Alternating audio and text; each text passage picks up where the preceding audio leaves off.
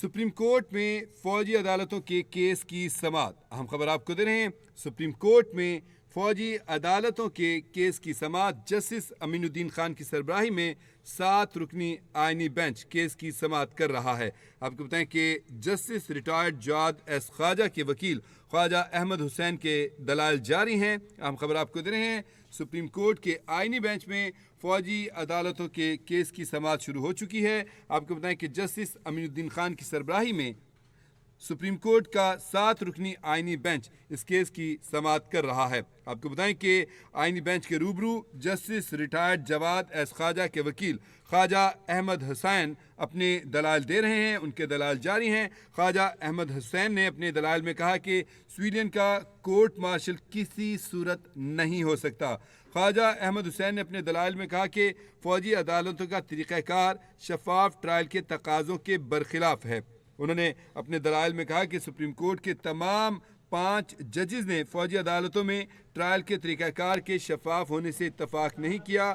आपको बताएं कि सुप्रीम कोर्ट में फ़ौजी अदालतों के केस की समाअत जारी है और 7 रुकनी आईनी बेंच जस्टिस अमीनुद्दीन खान की सरबराही में इस केस की समाअत कर रहा है। Justice retired Jawad S Khawaja के वकील ख्वाजा अहमद हुसैन के दलाल जारी हैं, वो अभी दलाल दे रहे हैं।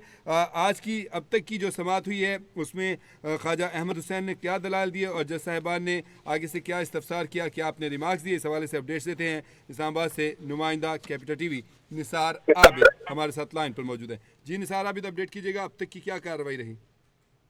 जी बिल्कुल, सुप्रीम कोर्ट ऑफ पाकिस्तान में फौजी अदालतों के केस की समाअत शुरू हो गई है। जस्टिस अमीनुद्दीन खान की सरबराही में 7 रुकनी आईनी बेंच केस की समाअत कर रहा है। Justice retired Jawad S Khawaja के वकील ख्वाजा अहमद हुसैन ने जो है वो दलाइल का आगाज किया है।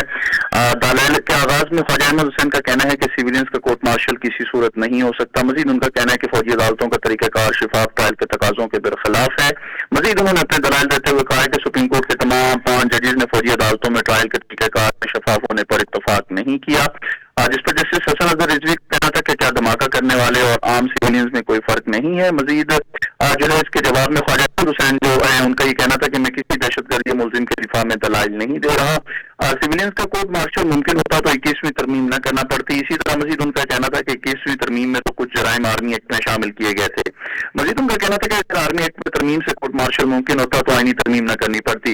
इसी तरह ख्वाजा अहमद हुसैन का कहना था कि इस तरह कोर्ट मार्शल मुमकिन है तो अदालत को करार देना पड़ेगा कि 21वीं तरमीम बिला वजह की गई। ख्वाजा अहमद हुसैन का कहना था कि 21वीं तरमीम में आर्टिकल 175 में तरमीम की गई। ख्वाजा अहमद हुसैन का कहना था कि फौजी अदालतों में फैसले तक जमानत का कोई तस्वर नहीं। ख्वाजा जस्टिस हसन अजहर रिजवी का कहना था कि 15 दिन में फैसला हो जाए तो जमानत होना ना होना क्या होगा।